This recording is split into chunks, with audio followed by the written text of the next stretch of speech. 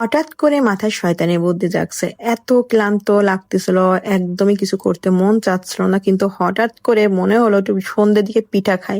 আর পিঠা খেতে খেতে মনে হলো আজকে রাতে আমরা বিরিয়ানি খাবো। মানে বিরিয়ানি খাওয়ার প্রতি এত নেশা উঠলো। আসসালামু আলাইকুম, কেমন আছেন সবাই? আশা করি সবাই খুব ভালো আছে। আসলে যখন আপনি ফ্রি থাকবেন না, তো মাথার ভিতরে কিন্তু শয়তানি বুদ্ধি ঘোরে। যেমন আমরা মেয়েরা মায়ের কাছে গেলে একদম হেলে দুলে বেড়াই, তখন এটা মনে হয় খাই, ওটা মনে হয় খাই। তো এই চালের গুঁড়া, আতপ চালের গুঁড়াগুলো আমার মা নিজে হাতে পাটায় বেটে গুঁড়ো করে রাখছে, রোদে দিয়ে রাখছে। আমরা কখন যাবো আর সে পিঠা বানাবে। তো যার পরপরই সন্ধ্যে 2 দিন ছিলাম, তারপরও মা বললো যে আজকে তার পিঠা বানাই, মেঘলা মেঘলা বৃষ্টি হচ্ছে, খেতে ভালো লাগবে।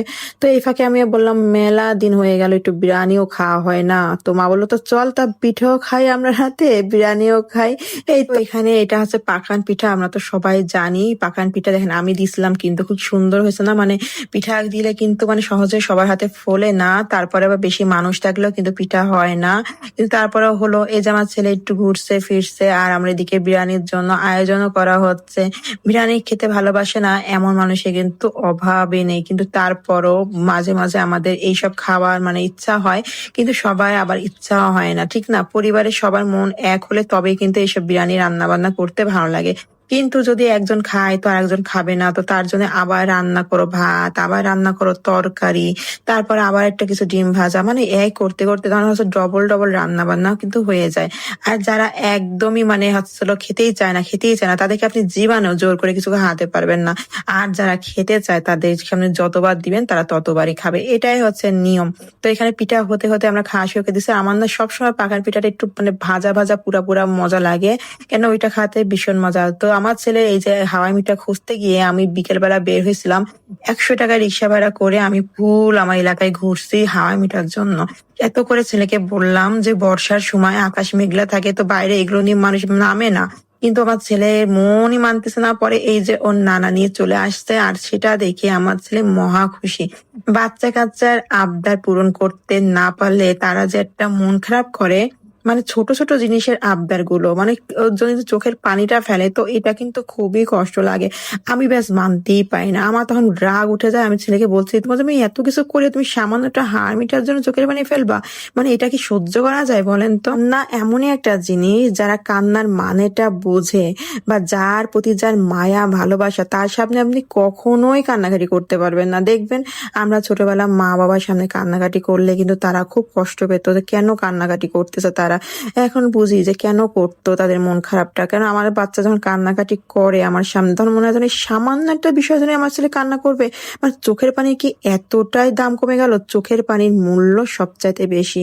এই চোখের পানি কত রকম যে ঝরায় মানুষকে, ঠিক না? কত কষ্ট, কত আঘাত, এমনকি কত অশান্তি।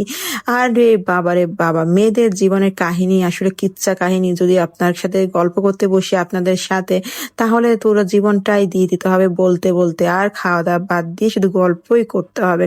কিন্তু আজকে তো বিরিয়ানি রান্নার আয়োজন চলতেছে, এই সময় গল্প নাই করি, বিরিয়ানিটাই দেখাই।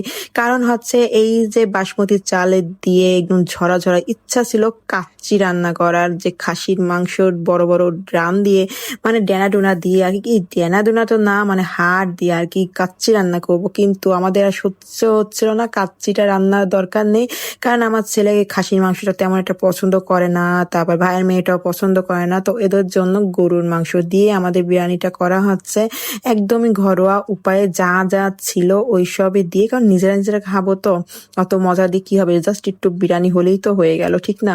আর আমি রান্নলে তো আর কথাই নেই, মানে চমক লেগে যায়, একদম রান্নার ভিতরে চমক লেগে যায়। তো একদিন রান্না করব, সামনে ইচ্ছা আছে খুব বড় করে একটা ছোট ছোট আয়োজন করব। আমার ছেলের বার্থডেটাও তো এগিয়ে আসতেছে, তোর বার্থডেতে আমি ইচ্ছা আছে খুব সুন্দর করে রান্না বান্না করব, আবার আমার ছেলেকে নিয়ে মজা করব। তো এই জন্য আর কি আমি মাঝে আর রান্না বান্নার ভিতরে একদমই নাই। তো আমি এখন বেড়ে নিচ্ছি, আর হচ্ছে একটু ছবি তোলার জন্য আর কি, একটু ডেকোরেশন করে একটু ছবি তুলবো। না না তুললে কি হয় নাকি? আমরা বিরিয়ানি খাবো আর ছবি তুলে দেখাবো না, আর তোমরা জ্বলবা না, তোমরা কানবা না, এটা কি হইতে পারে নাকি? তো সবাই জন্যই তো, কারো কারো ভালো লাগবে তো কারো কারো খারাপ লাগবে। সবার তো সবার সুখ দেখলে শান্তি দেখলে সহ্য হয় না, তাই না? সবার জন্য সবার জ্বালা ব্যথা রয়ে গেছে বুকে। তো এই যে হলো আমাদের বিরিয়ানি, তো কেমন লাগছে অবশ্যই বল। আল্লাহ হাফেজ।